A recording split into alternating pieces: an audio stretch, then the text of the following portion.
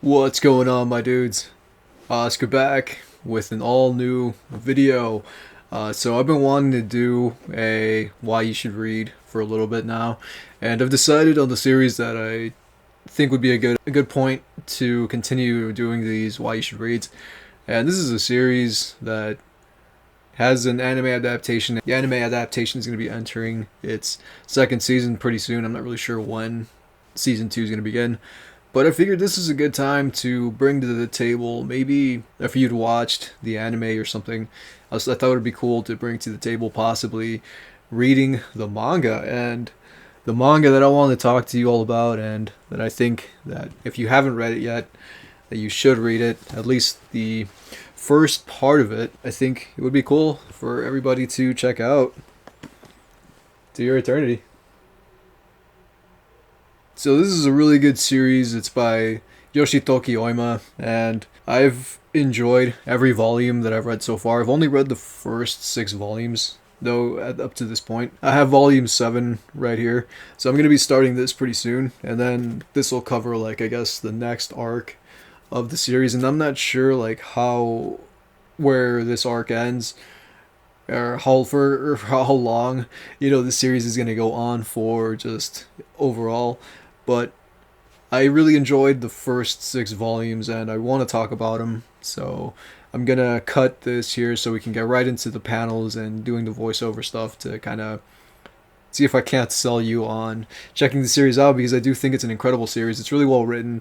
It's really sad too. So if you're in the mood to shed some tears, or even get some emotional heartbreak, as if there isn't enough of that going around, I definitely highly recommend the series, so please stick around and watch what comes next. Before we get into this, I just want to say, spoilers ahead, though I'll keep them to a minimum. This is a why you should read, so I will avoid major events. To Your Eternity is an ongoing manga series written by a silent voice creator, Yoshitoki Oima. Much like its predecessor, To Your Eternity grapples with love, loss, suffering, pain, and joy. Finding yourself as a person is important to all of us. It defines you, who you are, and what people see you as. What if you came from nothingness? Your incarnation was from a stone.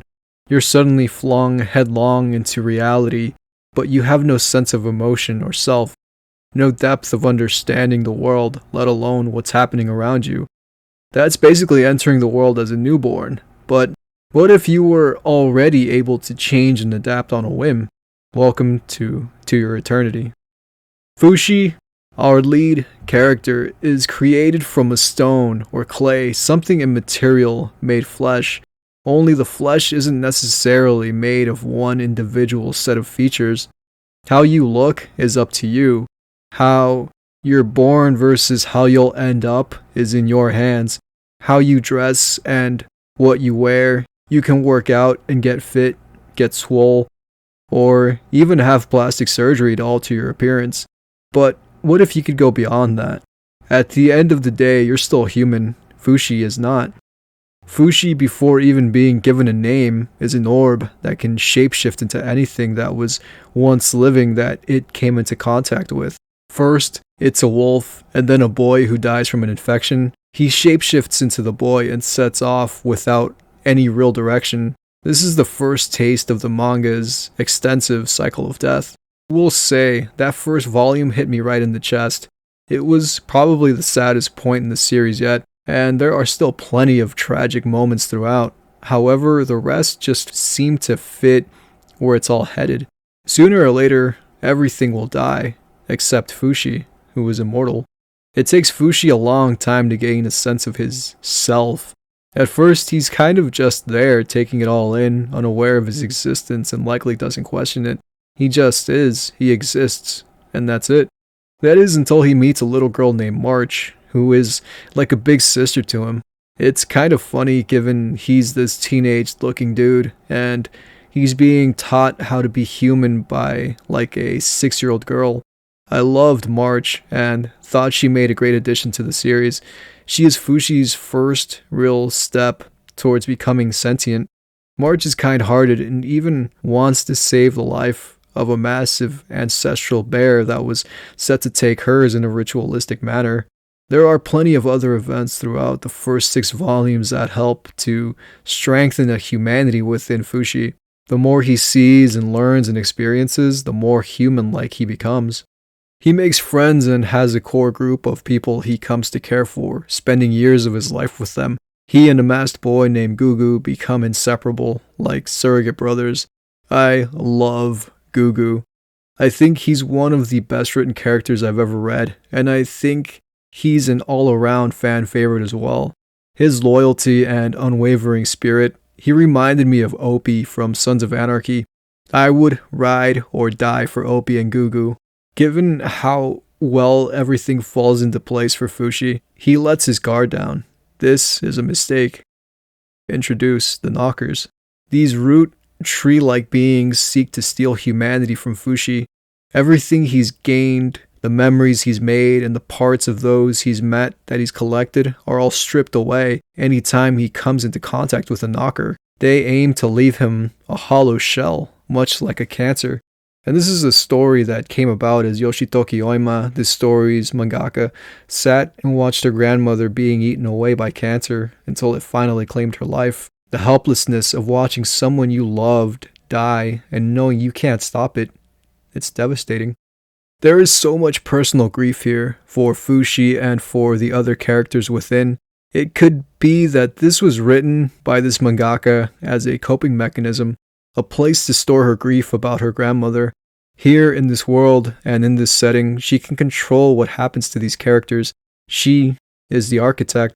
Though within this story there is also an architect, the one who created Fushi. He is a mysterious figure shrouded in black, much like the one in the Dark Tower series. The man in black fled across the desert, and the gunslinger followed. I couldn't help getting flashbacks to that tale whenever I'd see this figure in black that guides Fushi and warns him that Knockers are near. One thing they do have in common is the fantasy aesthetic, though it is much stronger in the Dark Tower books. There is a certain level of fantasy here. It's a richly detailed world. It even has its own writing system outside of Japanese. There are countless characters introduced throughout. Fushi travels all over and sees so much, different cultures and peoples. In a sense, he's become worldly. He learns more in a few years of existence than some people learn in a lifetime. I also love how well drawn this series is. One of the major selling points of this manga, in my opinion, is how well detailed the settings are. I have no idea how long it takes Yoshitoki Oima to draw a single panel, but it feels like there is much love and care that goes into what she does. I don't think there is a single badly designed part in any of these first 6 volumes. Even the monstrous and horrid are terrifying to gaze upon. The light moments are whimsical and gorgeous. She is able to capture so much emotion in these panels and tell a story that is both touching and at times utterly devastating. Whether you read it digitally or buy a physical copy, please read this story. It deserves to be consumed and cherished, and in time, it too may wither away, or perhaps it'll live on for an eternity.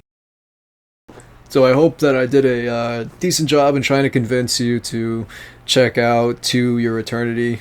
I think it is a phenomenal series, and Yoshitoki Oima is definitely deserving of any and all praise that she receives. Like, to go from something like A Silent Voice, which is like one extreme with this girl who's deaf and she's being bullied in school, and this other kid who's also who is her bully in the beginning, and then he ends up getting bullied himself. Going from something like that and this story that's really human and about these struggles, and they're the real struggles that people go through every day. And it's not just like a Japanese thing, it's like a worldwide thing where I was bullied when I was super young, and I kind of got older and I physically changed and became a different person, and now people don't really mess with me like that. But when I was a kid, I'd get bullied. I wore glasses, I was overweight, and I got bullied a lot, and it sucked. But as I got older, it kind of went away, and I started to kind of stand up for myself a lot more than when I was a kid. But you have this one extreme, which is this bullying and and high school pressures and these overtones of characters contemplating suicide. And then you also, on the other spectrum, you have To Your Eternity, which is, I want to call it like a masterpiece. Like the first 6 volumes are really strongly written, and it's like a fantasy epic, and it spans like what 200 or something years. Like I don't know how much time it actually spans, but it does span like a lot of time, and it's such a well written series. And I'd been reading it when I was laid up in bed. I started reading it when I was like laid up in bed. I'd had COVID, and at the same time I'd like hurt my back, so I'm laying in bed with COVID, and my back was out of commission, so I couldn't really move, I couldn't do anything. So I had the first volume of To Your Eternity, and I'm like sitting there just nauseous, from the COVID, and just feeling awful, and I couldn't eat. I had no appetite.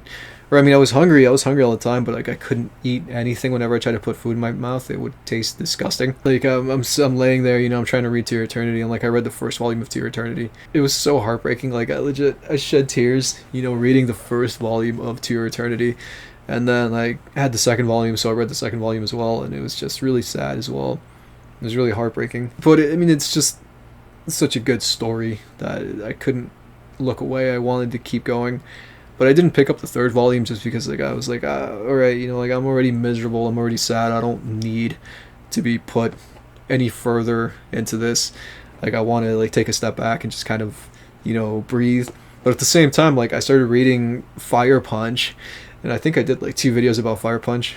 I think I might have done a Let's Talk About It. I know I did Why You Should Read Fire Punch, or no, I did a Fire Punch is a Masterpiece video.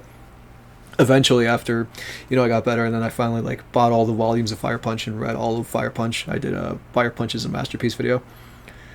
But I started reading both of these series like while I had COVID, and it was just the most miserable experience, because both of those series are like really miserable. Being miserable and then reading just miserable material made me even more miserable. And so I definitely had to like take a step back and put them both on the back burner. But eventually I was eventually able to read all of Fire Punch, and right now I've read the first 6 volumes, and that's what this is all about, is the first 6 volumes of To Your Eternity, and I'm going to be starting volume 7 soon. And it's funny, like I said, I read the first 2 volumes of To Your Eternity, and then the third volume was sold out. By the time I got around to it, I couldn't find it anywhere, and finally I was able to get my hands on it.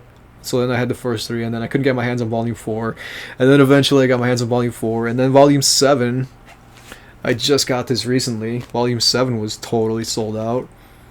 So I couldn't get my hands on volume 7 of To Your Eternity because it was like sold out everywhere, and people wanted like $100 for it, and I was just like, there's no way in hell I'm paying $100 for that.